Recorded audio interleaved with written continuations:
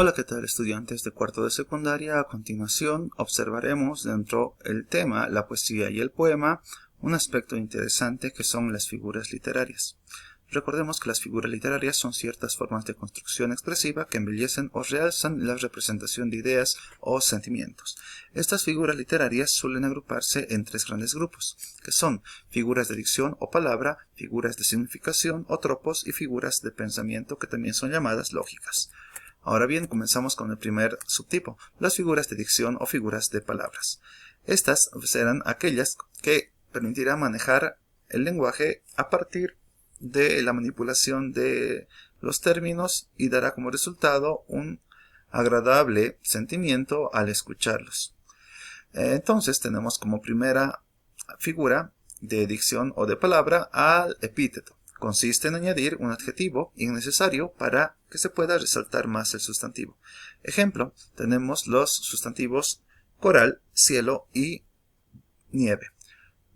Ponemos un epíteto de alguna forma ensalzando la idea con rojo coral, ancho cielo y nieve blanca. O podría ser también blanca nieve.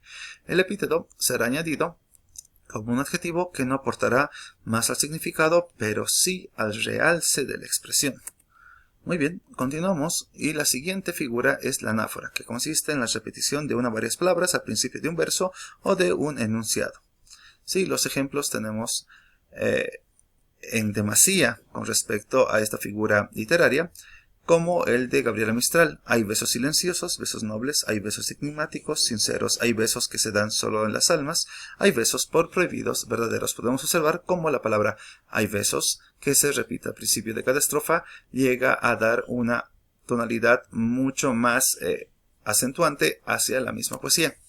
Ahora bien, podemos observar también la presencia de la anáfora en diferentes canciones de nuestro medio.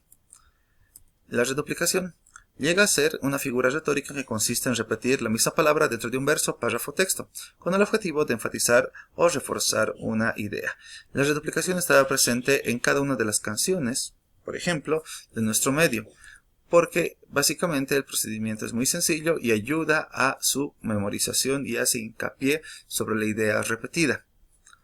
Continuamos con estas figuras de dicción y tenemos la concatenación, que es la repetición de una palabra al final de un verso y comienzo del siguiente. Ejemplo, tenemos el poema de Javier Care, que dice así: a veces pienso en ti incluso vestida de mujer para la noche que cambió tanto en mi vida, deja que te desabroche. Podemos observar cómo esta figura se parece a una cadena donde el último eslabón o la última palabra llega a ser la primera de la siguiente seguidilla de oraciones o versos. Continuamos con el polisíndeton. Es la repetición de conjunciones innecesarias en la oración para lograr un énfasis poético. Ejemplo, hay un palacio y un río y un lago y un puente viejo, y fuentes con musgo y hierba alta y silencio, un silencio, propio de la poesía de Ramón Jiménez. Otro ejemplo podría ser: ni nardos ni caracolas tienen el cutis tan fino, ni los cristales con luna relumbran con ese brillo. En extracto de La casada infiel de Federico García Lorca. De la misma forma tenemos como figuras de dicción la derivación, que es la repetición de palabras con diferentes morfemas flexivos. Ejemplo, no me mires, que me miran, que nos miramos, miremos la manera de no mirarnos, no nos miremos y cuando no nos miren nos miraremos, de Francisco López de Villalobos. Podemos observar cómo hay una completa desinencia en cada una de las palabras a partir de la palabra raíz o el lexema que llega a ser el mirar. Muy bien, el hiperbatón consiste en alterar el orden de las palabras dentro de la oración. En lugar de decir está bien, digo bien está. En lugar de decir lo veo mal, digo mal lo veo. El hiperbatón está presente de la misma forma en muchas de las canciones de nuestro medio. Continuamos con las figuras de significación o tropos. Estas cambian el significado de las palabras dándoles un sentido distinto pero relacionado con el primitivo. Sustituyen unas palabras o expresiones con otras en sentido figurado. Las más conocidas de estas figuras de significación, o también llamadas tropos, son las siguientes.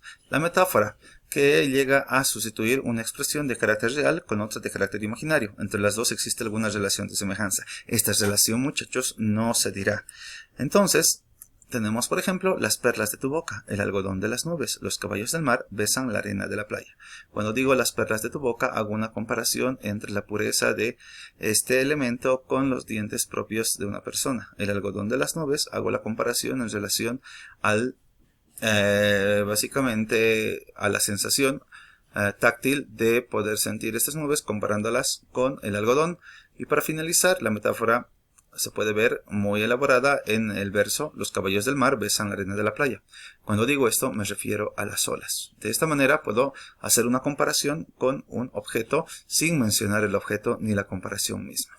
Un ejemplo último: la luna es entre las nubes una pastora de plata, de Juan Ramón Jiménez.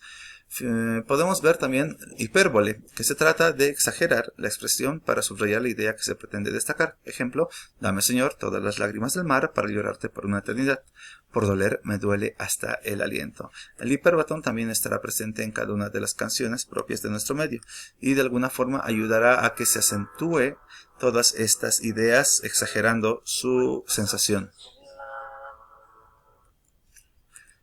Y con todo esto espero que les haya gustado las figuras de palabra o dicción, además de los tropos. Nos pasamos a las figuras de pensamiento. Las figuras de pensamiento serán el último tipo de figuras literarias.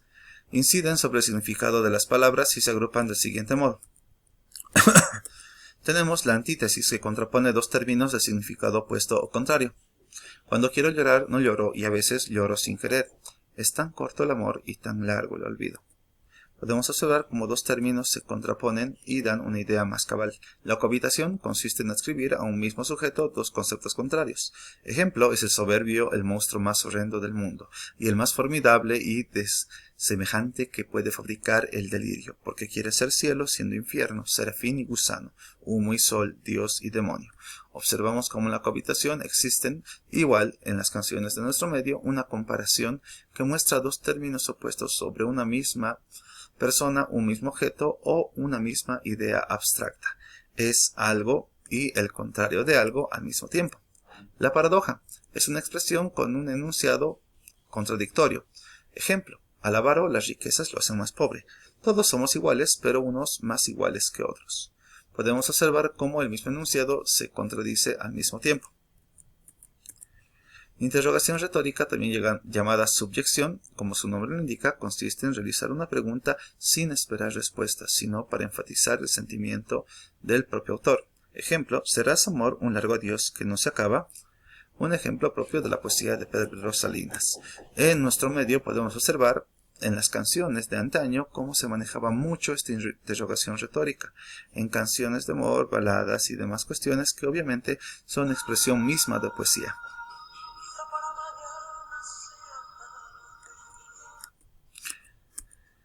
El símil consiste en comparar un término real con otro imaginario que se asemeja en algo. También se llama comparación. Ejemplo: sus mejillas rugosas como la corteza de una vieja encina. El símil también se llama simplemente comparación. Para terminar, tenemos la prosopopeya, donde se atribuyen cualidades humanas a seres inanimados, objetos, animales, etc. Entonces, podemos decir que la prosopopeya entrega cualidades humanas a seres que no son humanos. Un ejemplo: el viento corre por encima de tu pelo. Puedo decir de una manera figurativa que el viento corre. Sin embargo, esto es una prosopopeya, ya que el viento no tiene esa atribución. Estoy dando cualidades humanas a un ente que no lo es. Otro ejemplo: la luna salió muy bien vestida el día de hoy y camina por entre las estrellas. Puedo decir que la luna no se viste y tampoco camina, pero al darle estos atributos puedo hacer que el movimiento de traslación propia de la luna y obviamente la llenura que tiene en cierta época del año llega a asemejarse a una mujer que se viste y puede caminar entre ciertos objetos. Entonces, esta atribución se llama prosopopeya. También vemos la prosopopeya como se encuentra presente en las canciones propias de nuestra infancia o la degustación propia de los jóvenes actualmente.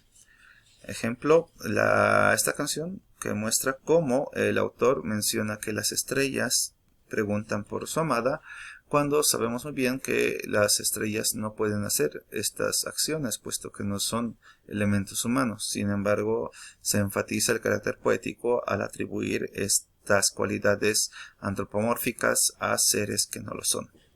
Y de esta forma llegamos al final. Muchas gracias por su atención y nos vemos la siguiente sesión. Hasta luego.